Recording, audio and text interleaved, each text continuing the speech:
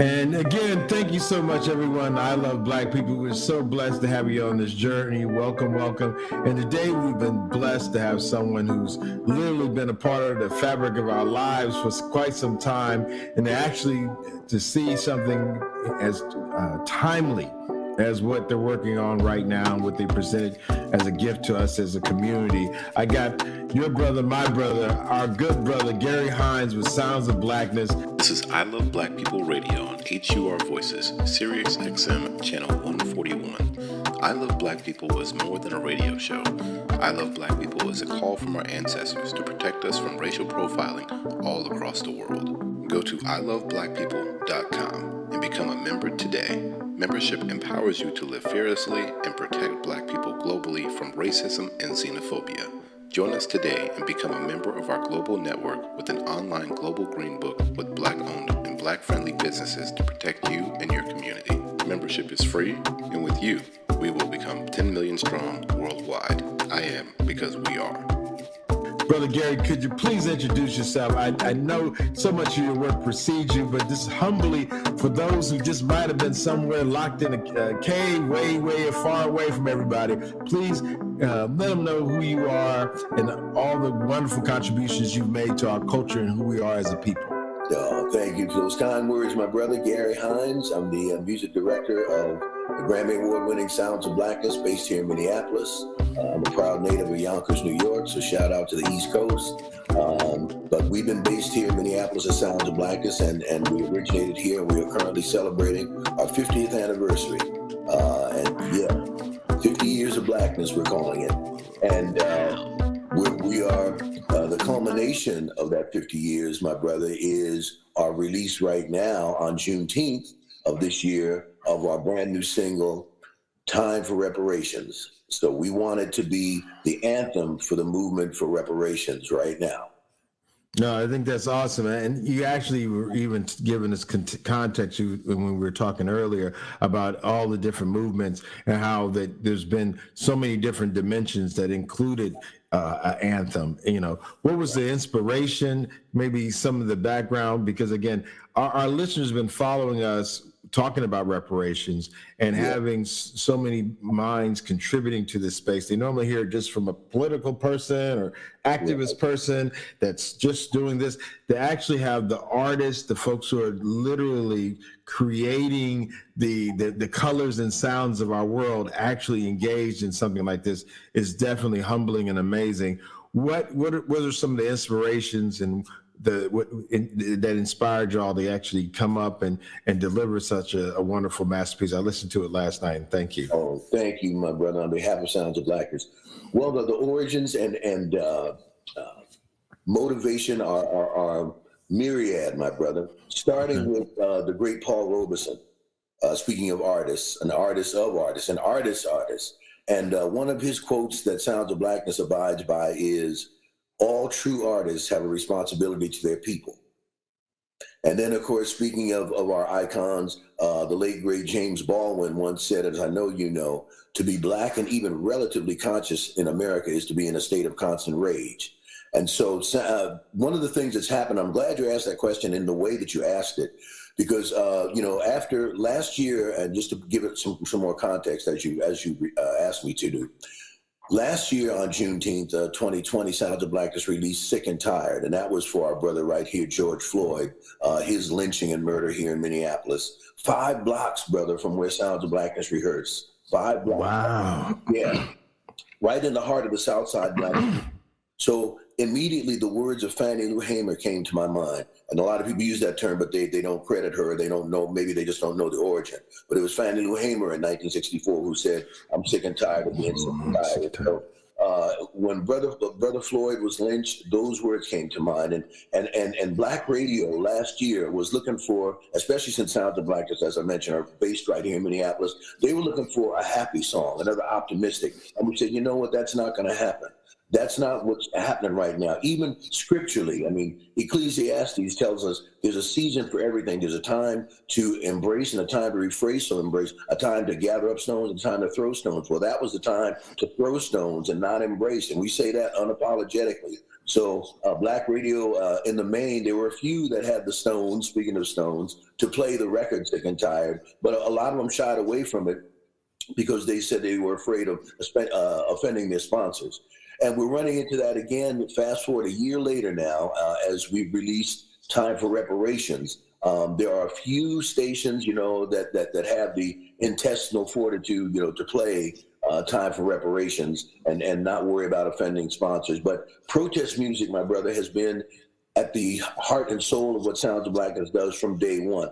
People know us in terms of our radio presence and the hit songs, Optimistic and I Believe. And we are optimistic and we do believe, but that's not the only thing we do. We put the action into words. So Time for Reparations is in the tradition of every movement that we've had as a people, as we were saying off camera. Every movement has always had a central theme song. With the civil rights movement, it was, of course, we had Ain't Gonna Let Nobody Turn Me Around and Old Freedom Over Me, but everybody knows that the central theme song of the civil rights movement was We Shall Overcome. And then fast forward 10 years or so to the Black Pride, Black is Beautiful, Black Power movement. We had Aretha and Nina Simone and Donny Hathaway singing To Be Young, Gifted, and Black. And Take It From Me, One Day We'll All Be Free. But everybody knows the central anthem of the Black Power and Black Pride movement was my favorite artist, the godfather of soul, James Brown, who said, "Say it loud, I'm black and I'm proud." And in one 3-minute song, he counteracted decades and centuries of colorism, of people, because back at the time, for many people, it was more of an affront to be called black than it was to be called the N-word. So one song, I call that song the most important song in the history of Black America because it's the most impactful. And so fast forward now to the present with the move for reparations, going back, of course, well, we can talk about 40 Acres and a Mule, so this is not a new movement at all. And then in more current time, Representative John Conyers from Michigan, who introduced in 1989, and now Congressional Black Caucus with H.R. 40. But it's like, you know what? Things are not moving with the speed that they should. And part of that reason for that might be because the artists aren't behind it like we should be. Artists have always been in the vanguard. Sounds of Blackness ain't scared. We're in the vanguard.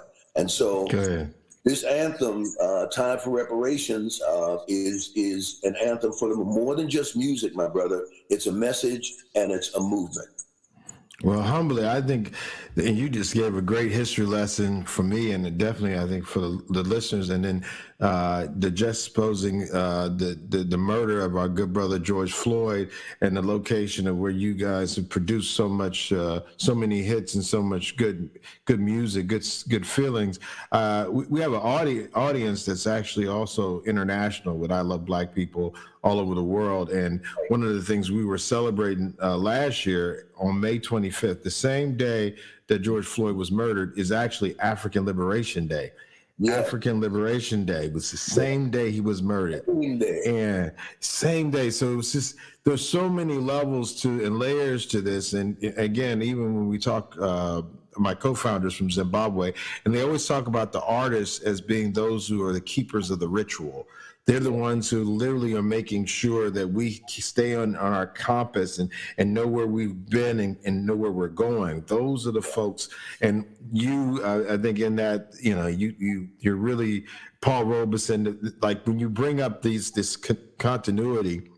Yeah. And I think one of the things somebody was telling me, every generation out of relative obscurity will fulfill or betray its destiny, and that's Franz Fanon. But the point that resounds from that is that there's no generational chauvinism. Like every generation has a responsibility. Those in the 60s stand on the shoulders of those in the 40s and the 20s and those that came before them. And we all have a contribution to make. And I think you and look, longevity does have its place. So literally to keep contributing, you know what I'm saying? You can get kind of, this stuff out here. And like you said, even speaking against, the status quo that, you know, when you look at the music that's come out in ways where, and again, I will say the Motown sound did shy away in many ways away from some of the things that was going on with the war, but there were,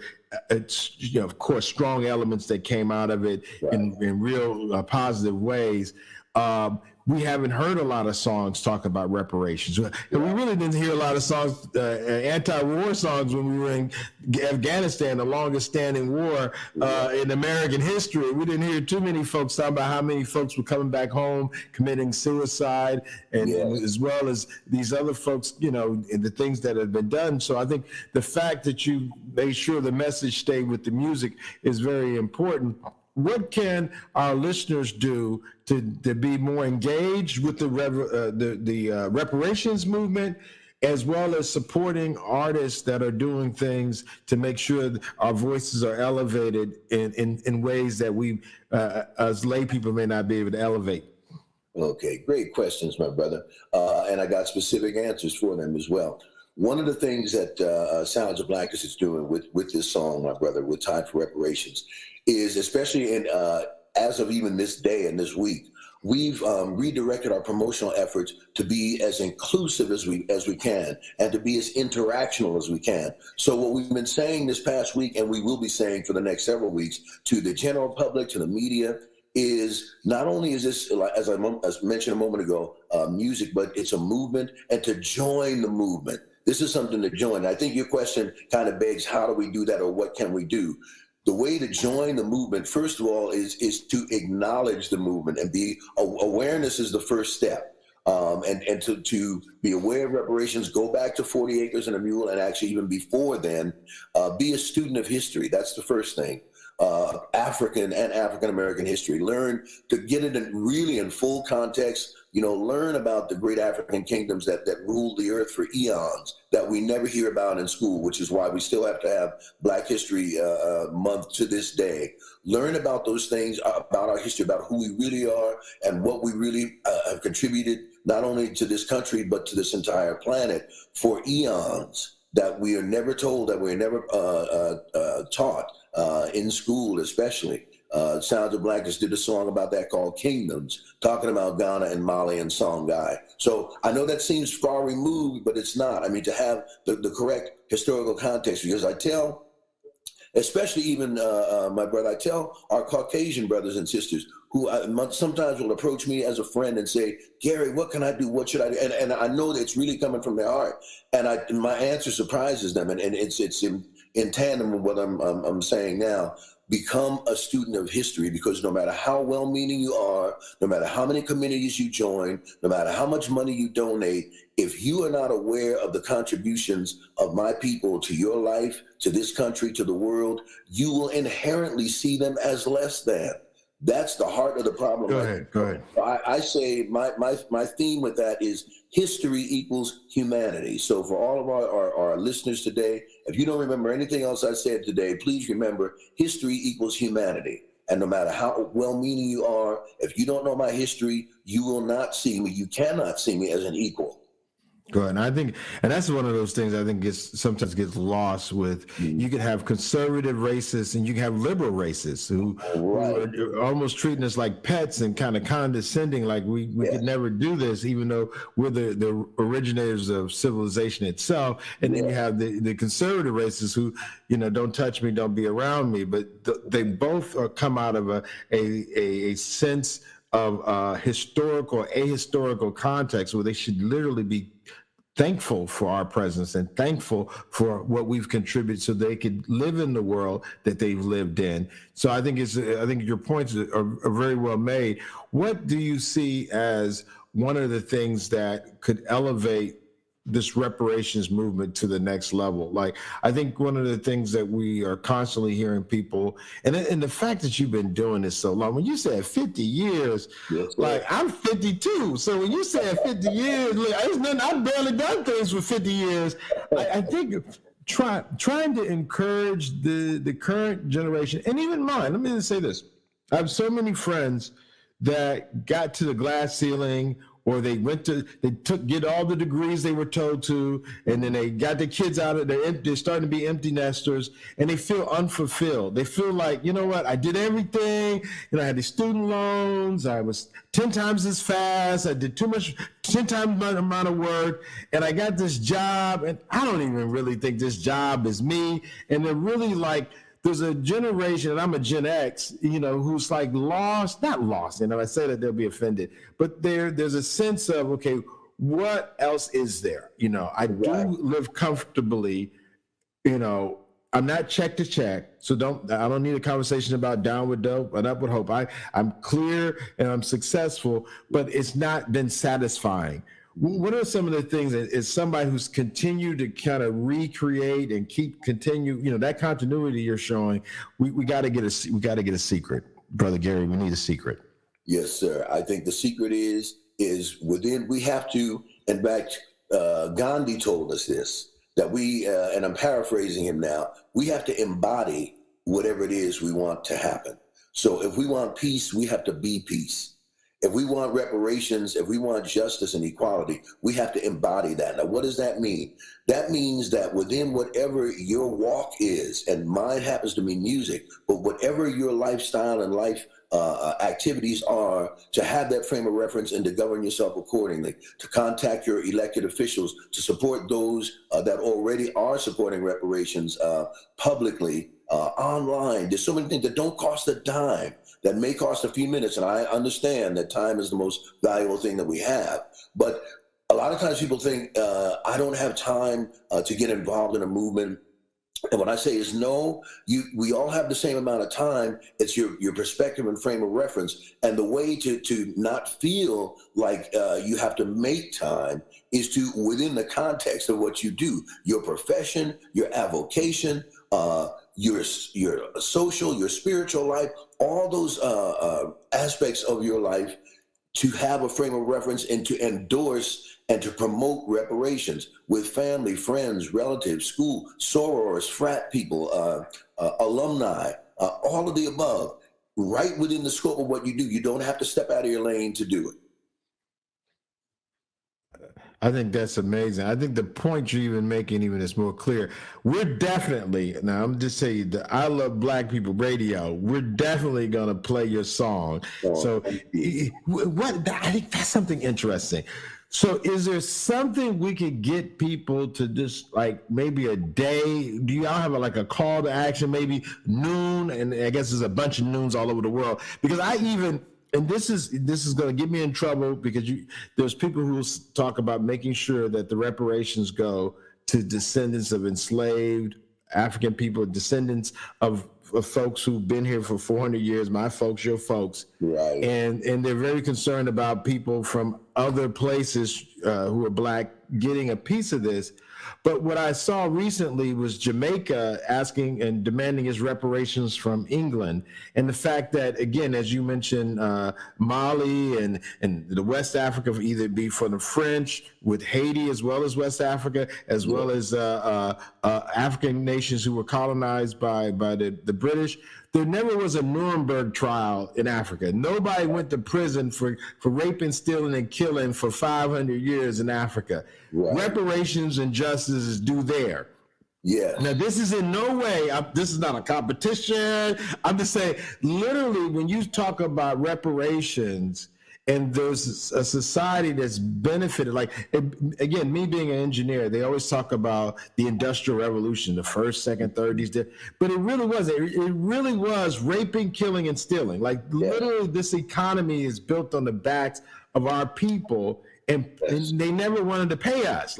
You think about if they had just said, look, let's sit down and discuss how we can cut this up. They didn't want to, just cut the check. They could have literally just said, okay, we're going to work together. And then, after a while, you get a little piece and leave some for your kids and they can have an inheritance. They could have came up. If somebody was short on money, look, I'll work with you. There's a whole bunch of ways they could have got down with this, but they came with straight brutality and craziness. Yes. It would be interesting if it's global, and this is something, we have over 90,000 members. It would be interesting if there was a way to make your song Not, and again, the context is, of course, is us as African Americans and Black Americans. But the message in your song that I listened to last night is universal.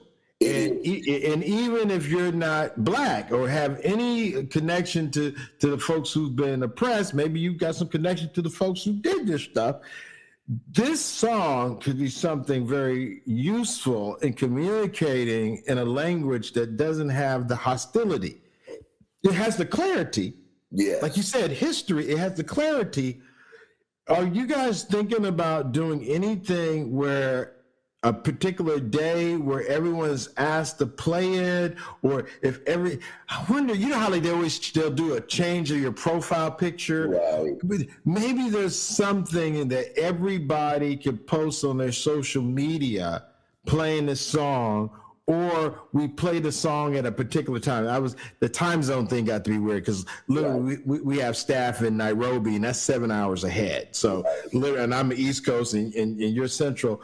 Have you guys done anything with trying to leverage the social and do a collective action? That, again, this is not going to make someone vote the next day, but going back to your point about history and awareness, this could be a mobilization. There's a difference between organizing and mobilizing. I'm clear.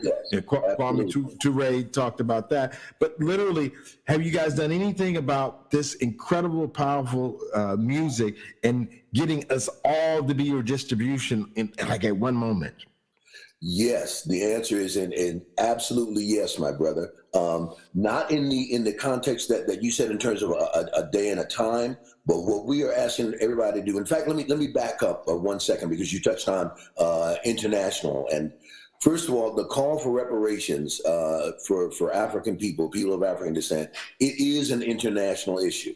I'm Go ahead about that. Okay, we global throughout the African diaspora. Let me be clear about that. Okay.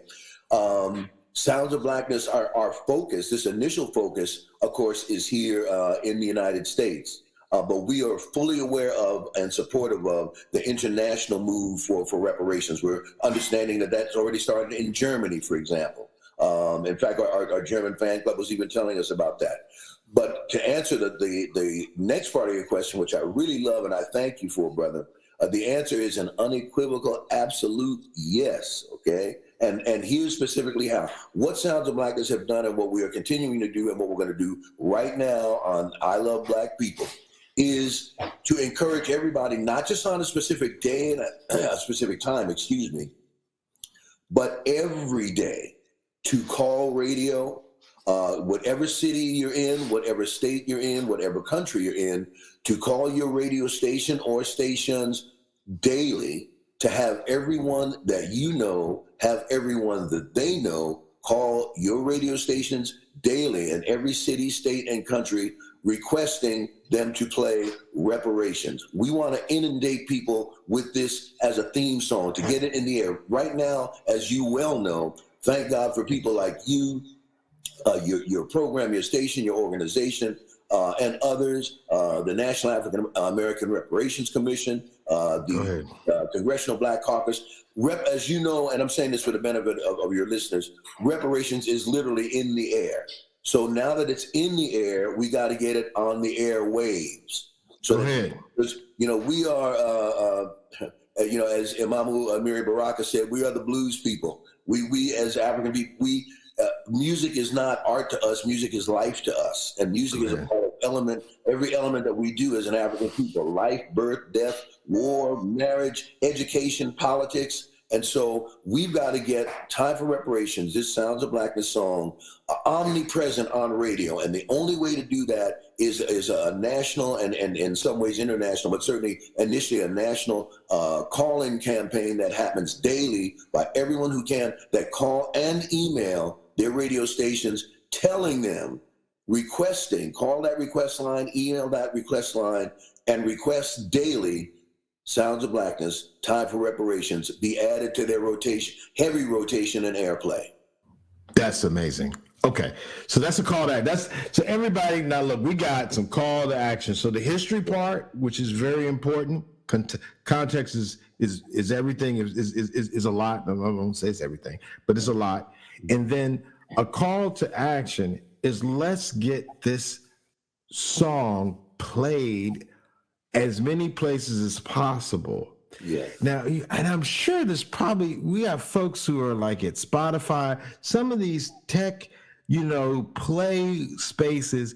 We need to kind of reach out to even them in their interesting way. How can we get this song played in rotation? So I think you're right. Who am I? Humbly, thank you.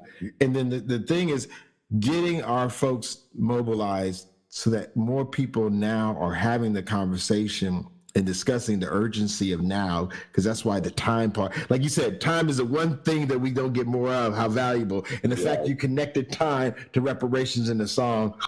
Thank you. We need our folks to get out and do that. We need them to play it. Now, do you have a formal video that you because I listened to the song. I didn't listen. Was there, maybe I missed it. Was there a formal video? Yes, there is, my brother. And I was going to say that's part 2 of my answer. And I'll expand on that if I can just briefly. But yes, we have a music video that's on YouTube right now. Sounds of Blackness, Time for Reparations. So go ahead to YouTube, and we trust that you'll like what you see. There's some harsh scenes in it. We're talking about lynching and castration and all the things, but we can't make the case for reparation by talking about pie in the sky. We got to talk about what really happened. And so the video is startling. It's graphic, it's impactful, but it's on YouTube right now. And everybody going to and viewing it several times and hitting that like button. Awesome. Well, thank you so much. And as always, end this with I am because we are, and we definitely are because of Sounds of Blackness. Thank you again. We have a song called Ubuntu that says I am Ubuntu. There you go. Yes, sir. This is I Love Black People Radio on HUR Voices, Sirius XM Channel 141. I Love Black People is more than a radio show. I Love Black People is a call from our ancestors to protect us from racial profiling all across the world. Go to iloveblackpeople.com and become a member today. Membership empowers you to live fearlessly and protect Black people globally from racism and xenophobia. Join us today and become a member of our global network with an online global green book with Black-owned and Black-friendly businesses to protect you and your community. Membership is free, and with you, we will become 10 million strong worldwide. I am because we are. Special thanks to Banneker Communities.